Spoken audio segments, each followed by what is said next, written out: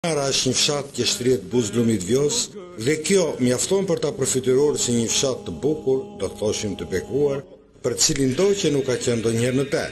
Dhe ne si të tillë e quajmë duke shpalosur para jush me kamerën tonë.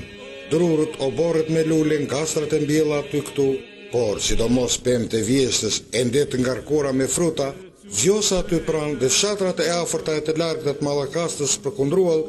Të gjitha këto përbejnë të bukuri që do t'i thoshim të egër, që dhe si e tillë ka vlerë me veçoritë e veta. Por gjithsesi kjo është pak, shumë pak. Karbonarës do t'i vinte për shtat një tjetër bukuri më e përsosur, por një bukuri e tillë nuk zbret si dorat nga qielli dhe nga bimt e arave nuk do t'ishte vetëm gruri që do të mbylli në trojet e saj.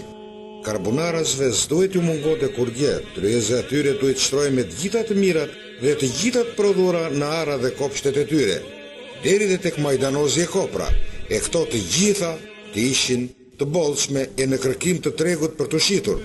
Mirë po, si mund të zihet në gojë fjala treg ku karbonara buzuit vuan për ujë dhe ku rrugën prej 30 km nga Vlora do ta bëje për disa orë. Le që rrugi thënqin, ja, s'ka nevojë për koment, e tregojnë vetë pamir, gropa dhe gropa.